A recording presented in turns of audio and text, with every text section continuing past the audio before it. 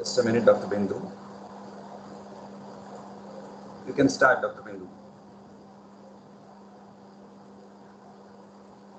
Dr. Bindu, you can start.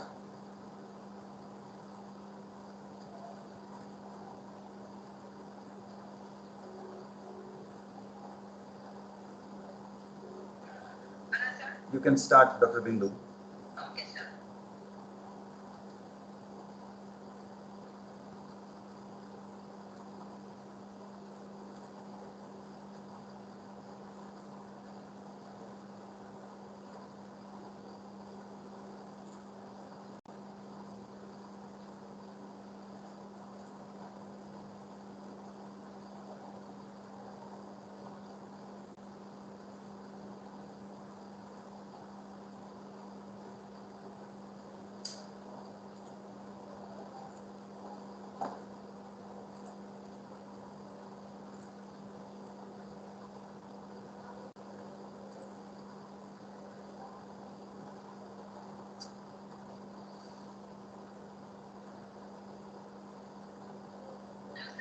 Please unmute yourself.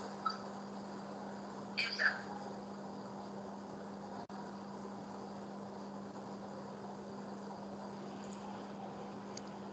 A very good evening to one and all. I will first express my extreme gratitude to Dr. Sharma sir, who had given me this opportunity to share my knowledge about a newer anti-epileptic drug, that is Lacosamide. I would like to talk about this new drug on the following headings. And that is first, history, mechanism of action, pharmacokinetics, uses, dosage and administration, adverse effects, contraindications, warning and precautions, special populations, and some studies, and why we need to administer lacosamide. So, without any further delay, we will straight away go ahead with the history. This is a newer anti-epileptic drug. So that means newer means it is recently discovered, right? So it was discovered in 1996 in the University of Houston by Dr. Harold and Dr. Sreezer. Though the European Union has approved in September 2008, the US FDA approved after that, that is October 2008. Now, coming on to the mechanism of action, this is a special anti-epileptic drug. Why I said special is because it is a sodium channel blocker, like the sodium channel blocker like phenytoin, carbamazepine, lamotrigine, topiramate, valproate, etc. But what makes it different from all those sodium channel blocking anti-epileptic drugs is that they produce fast inactivation, while lacosamide produces slow inactivation of the voltage-gated sodium channels. Then it is also being said that another mechanism of action is there, and that is modulation of the CRMP2. Now, what is the CRMP2? It is collapsing response mediator protein, and that prevents the formation of abnormal neural connections in the brain. As you all know, because of the abnormal neural connections, sometimes the excitability of the neural tissue increases. The goal of any anti-epileptic drug is seizure freedom, isn't it?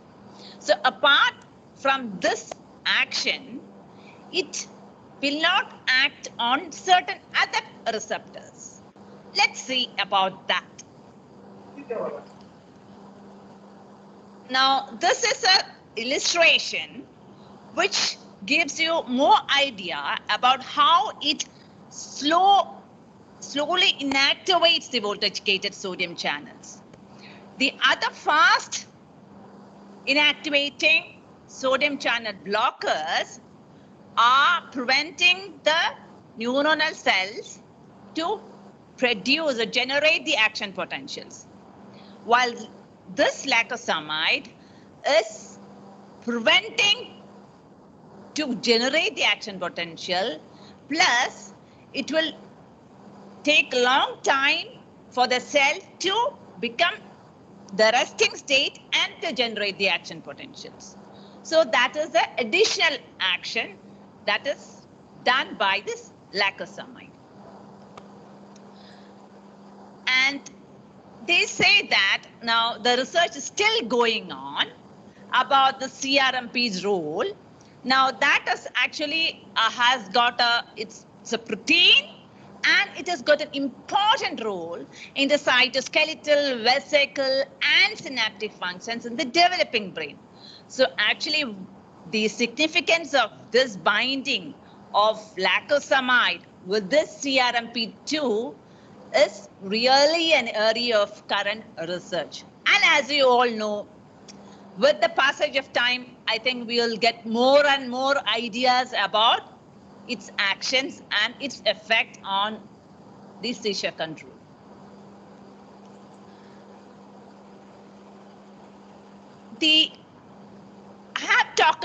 I had talked to you about the positive action of lacosamide onto the neuronal cell. Now, it does not do certain things, and that is, it does not affect other receptors in the neurons like AMPA, kainate, NMDA, GABA, or dopaminergic, serotonergic, adrenergic, muscarinic, or cannabinoid receptors, which is very well placed inside our neuronal cells. And it also does not block the potassium or the calcium currents.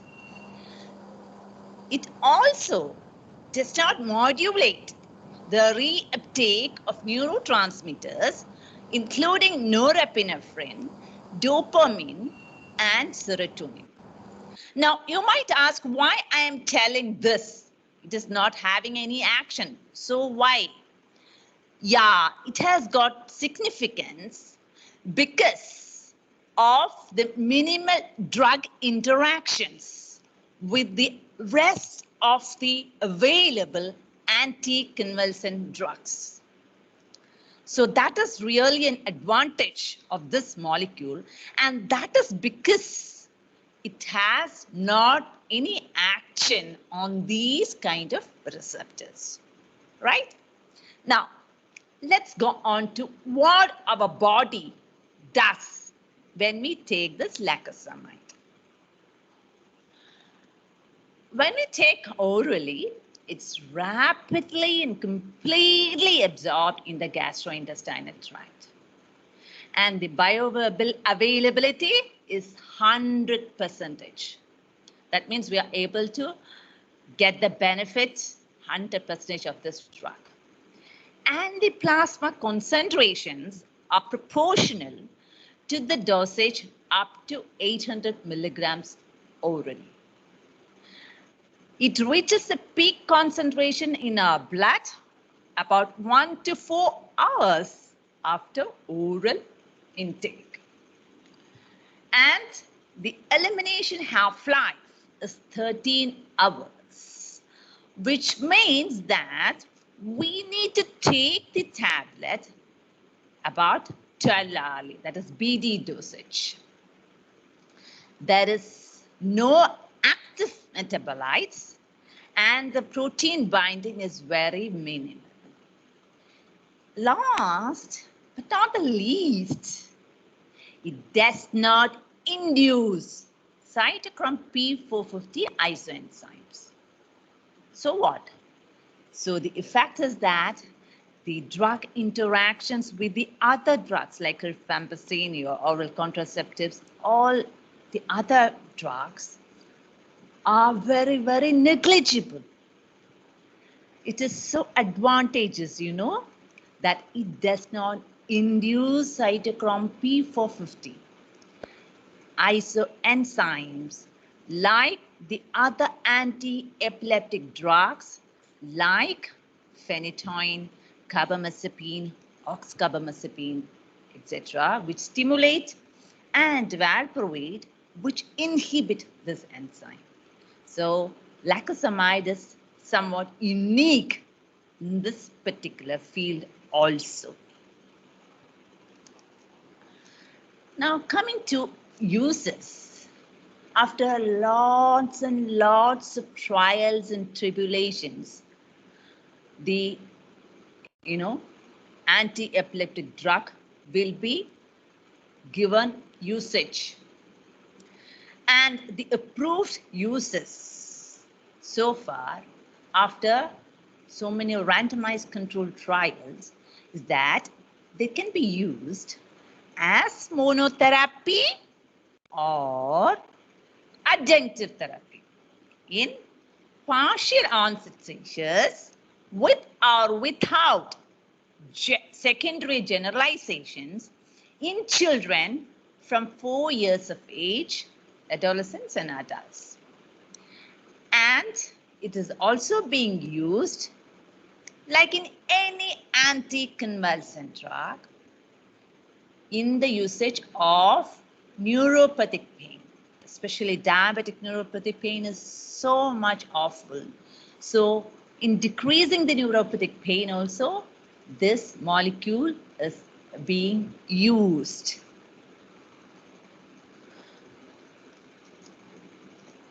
Now coming to the dosage, like I have said, it can be used as an adjunctive.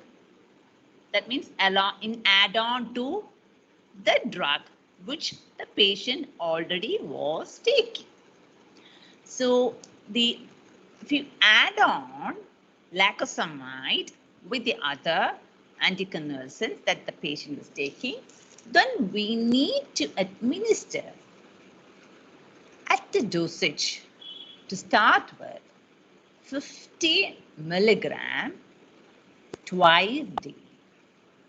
Okay, and this dosage has to be increased as per the patient's response by 100 milligram per day. That means 15 milligram PD dosage increments every week and can reach up to a maximum recommended daily maintenance dosage of around 300 milligram twice daily, which amounts to 600 milligram per day.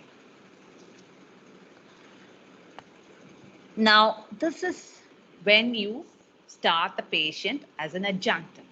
Suppose you are starting the patient as a monotherapy, like the first drug you are adding is lacosamide.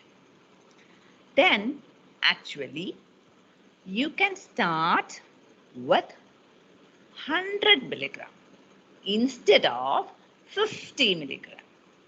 So 100 milligram administered twice daily, and then you can increase.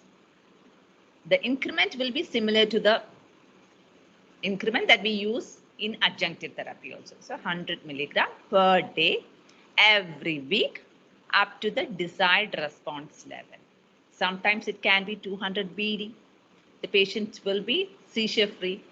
That's enough. But you can go maximum up to 300 milligram BD. This is without much of a side effect. I will come to this later because up to 400 milligram BD can be given. But the studies have shown that if the patient is up to 600 milligram BD, the occurrence of side effects is very, very minimal. And the efficacy wise, it is as equivalent to a 400 milligram BD dosage. I will come to that in the later studies that I will show to you. right? Now, suppose we are taking a drug, anticonvulsant, and we're going to change that particular drug to a lacosamide monotherapy because of so many good effects or benefits of lacosamide. We are thinking that, okay, patient was already on another anti-epileptic drugs and which produce certain unwanted effects, and we need to shift to lacosamide monotherapy. Then what to do? For patients who are already on a single anti-epileptic drug and we need to convert it to lacosamide monotherapy, then the withdrawal of the concomitant anti-epileptic drug should not occur until the therapeutic dosage of the lacosamide is achieved. And that can be achieved when it has been administered for at least 3 days. Then you can start gradually withdrawing the anticonvulsant drug which the patient was initially taking. And now this gradual has to take place over a period of at least 6 weeks because the patient has been taking that particular drug for quite a long time. So we don't want him to have again seizures just because we are adding on a newer anti-epileptic drug, right? Now, when it comes to children, as we all know, the children, the dosage depends upon the body weight. So, for body weight between 11 kg and 30 kg, the dosage will be 6 to 12 milligram per kilogram per day, 2 divided dosage. And suppose the body weight is between 30 to 50 kilograms, then you need to give decreased dose. That means 4 to 8 milligram per kilogram per day in 2 divided dosage. Suppose if the body weight is 50 kg and higher, just like in adults, we give as an adjunctive therapy, we can give her 50 milligram twice daily. That means 100 milligram per day. This is the starting dosage of lacosamide as far as children are concerned. Now, the formulations that is available in the market as tablets, basically, we are using it as 50 milligram, 100 milligram, 150 milligram, 200 milligram. And the oral formulations in solution is also available. It is 10 milligram per ml. But in India, I don't know about these oral formulations. A solution form is available or not. In injections form, the dosage or the formulation will be per 20 ml, 200 milligram. So this is very, very, important because there's a trial in which this lacosamide is being given in status epilepticus. And the loading dosage is this 20 ml vial, just 200 milligram in 100 ml normal saline to be given over 30 to 60 minutes. So that means just only 1 vial is needed. That is the dosage that being given during the trial. I'll come to it later. Now, the precautions while giving intravenous dosages that we need to check the ECG before giving intravenous form, as lacosamide when giving intravenously can give rise to changes in the heart rate, the most common being prolongation of the PR interval. So that is one thing that we need to know, especially if a patient is already taking medications that affect the cardiac conduction, like beta blockers, calcium channel blockers, potassium sodium channel blockers like meconite, flecainide, etc., including those that prolong the PR interval. Why? Because this might give a risk of the atrioventricular blockage, bradycardia, or ventricular tachyarrhythmias. Mind you, this is not due to the fast administration of the intravenous drug as in phenytoin. Whether you give it in fast or slow, those patients already on cardiac conduction medications. Thus, lacosamide has an interaction. So that is the one thing that we need to remember when we give lacosamide, especially in elderly population, who have multiple comorbid conditions. Now, suppose if we want to discontinue lacosamide, what to do? Unlike other anti-epileptic drugs, we can withdraw the drug over at least 1 week. Why I said unlike? Because the other anticonvulsant drugs, we could withdraw only very, very gradually. That means usually at least 4 to 6 weeks period minimum is needed. So this one, without producing any kind of withdrawal effects, we can withdraw over a period of 1 week. So isn't it some advantages to lacosamide? Of course it is. Now, coming to the adverse effects, almost adverse effects will be neurological because it is connected with the cessation of the excitability of the neuronal cells. But as far as this molecule is concerned, it is supposed to be a well-tolerated drug, especially in the adult population. The common neurological side effects are dizziness, somnolence, headache, nausea, vomiting, diplopia, blurred vision, unsteadiness, nystagmus, and tremor. Suicidal ideation, panic attacks are supposed to be rare.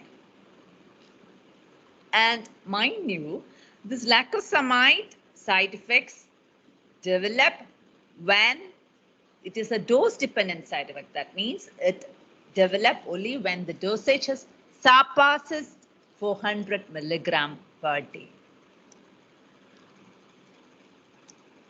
The cardiac side effects are portal hypertension, arrhythmias, especially after IV administration, and that too in vulnerable population, not in every person. Then, last but not the least, the skin, that is the hypersensitivity reactions. The form of itching, rash, and pruritus can occur as in any other chemical. So, the contraindication absolute is allergic to lacosamide. You cannot give this drug.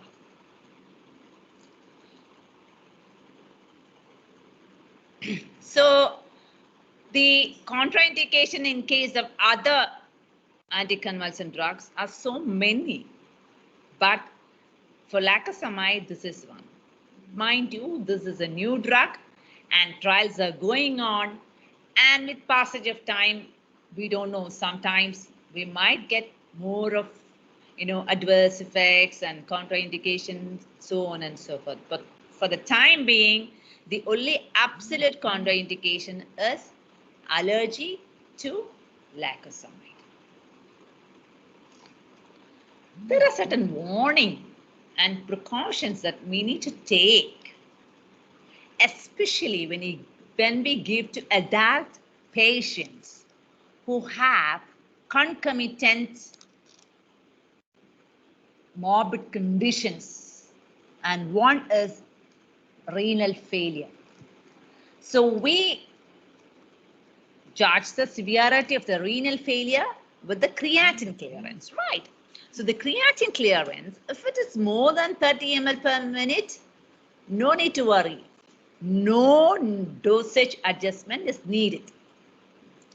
But if the creatinine clearance is less than 30 ml per minute, of course, you need to reduce the maximum dosage by 25%. And those patients who are undergoing hemodialysis, because the lacosamide is effectively removed from the plasma by the hemodialysis, we need to supplement up to 50% of the dose after 4-hour dialysis session. So that we should remember that all those renal failure patients who are undergoing hemodialysis, unless and otherwise we,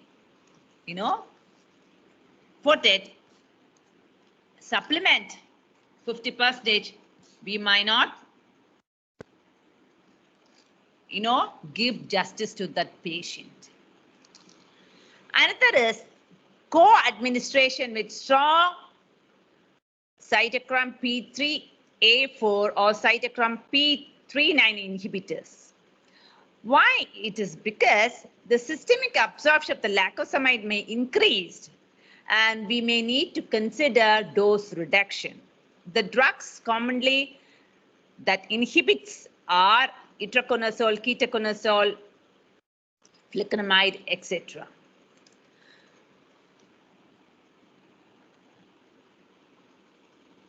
Now, when it comes to liver impairment or hepatic impairment, we need to reduce 25% of the maximum dosage, even if the patient having mild to moderate hepatic impairment.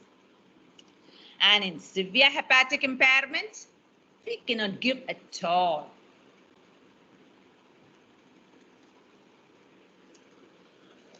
I have already told that there is not much of a drug interaction, specifically when we compare lacosamide with the other anti-epileptic drugs. But this drug interaction of lacosamide is with other drugs, and that too in patients who have concomitant cardiac, hepatic, or renal problems.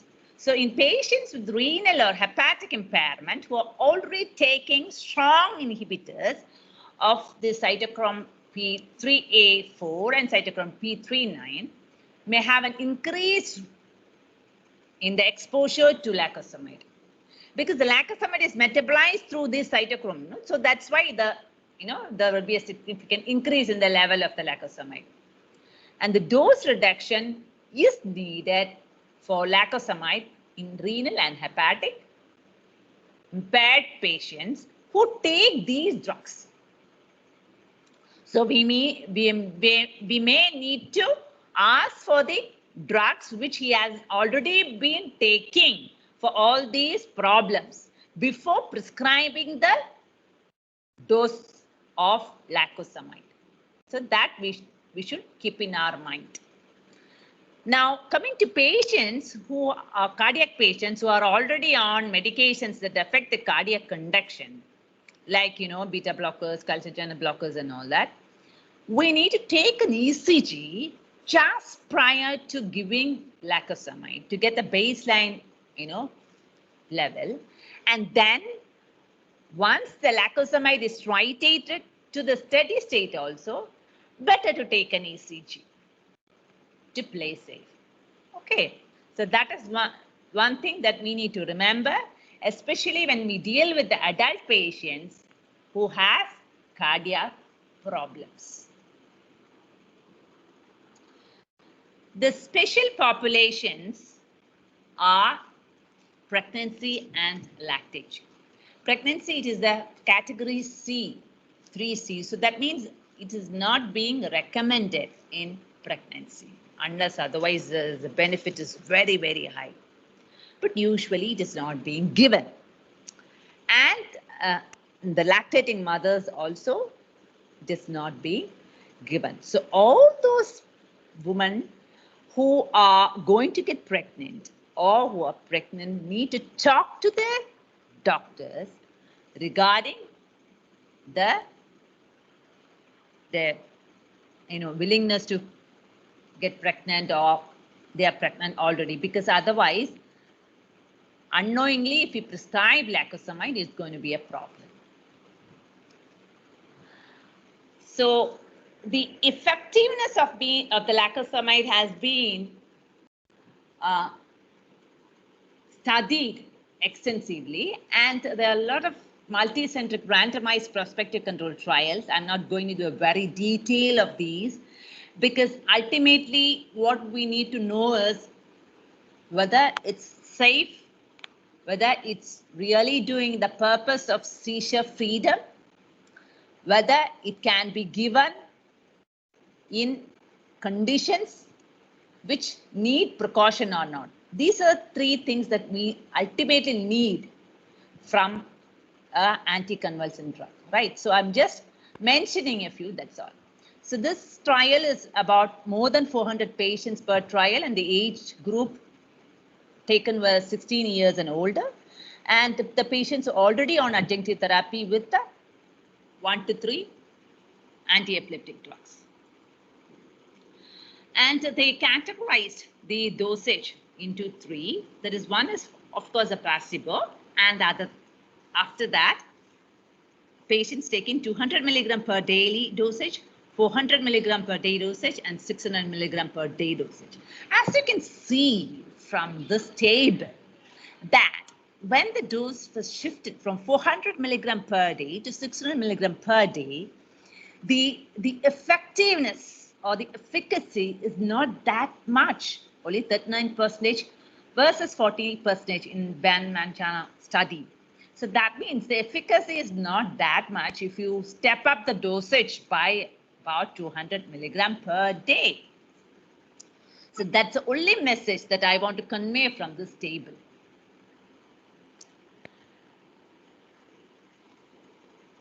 So that was the conclusion that they could get from the study. That is, the dose of 600 milligram per day is not more effective, but it did have the increased side effect risk.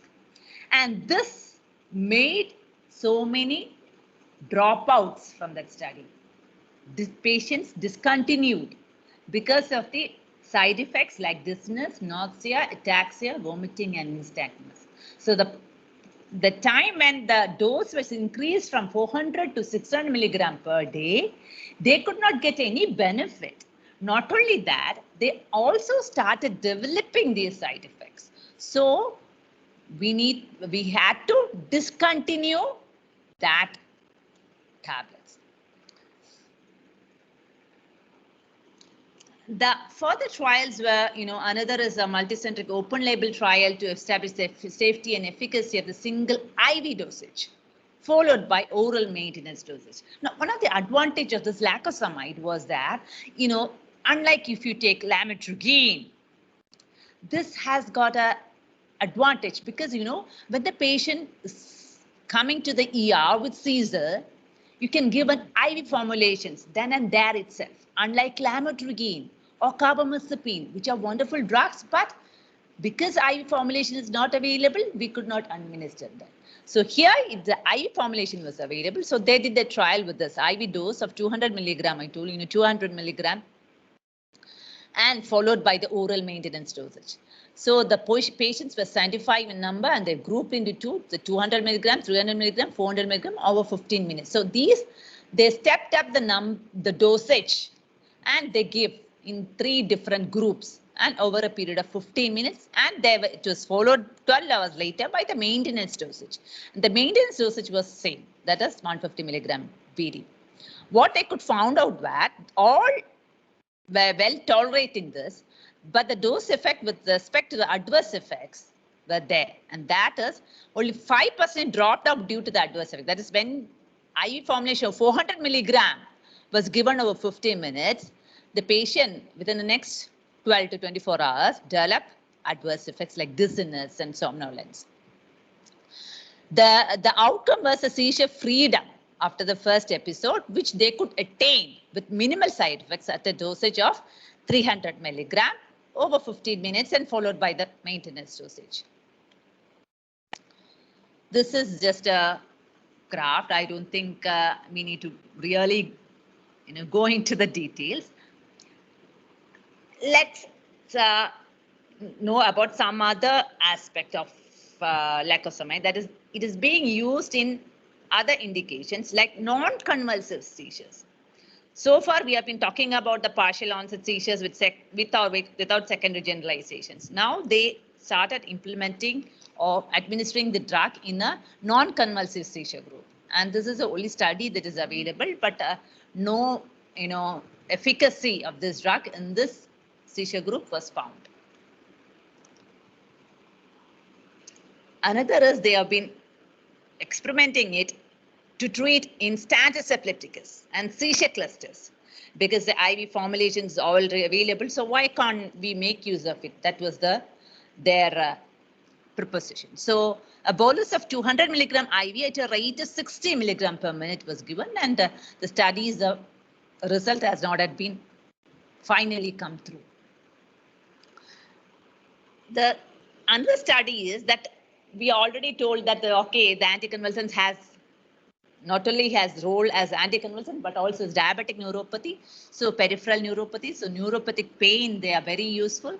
And for lacosamide at a dose of 400 milligram per day, lacosamide is supposed to reduce the pain significantly in a multi-center double-blind controlled study. That is the duration being 18 weeks. So that's all about the studies. Now you might ask why we need to, or as a clinician, as a neurologist, why I should prescribe lacosamide. What is the advantage? Truly speaking, currently no evidence to prove that the lacosamide has got additional value over the current anti-epileptic drugs in efficacy. But it has got its own uniqueness, and therefore the safety profile is far superior to other anti-epileptic drugs that I already mentioned earlier. Why it is so unique in certain aspects.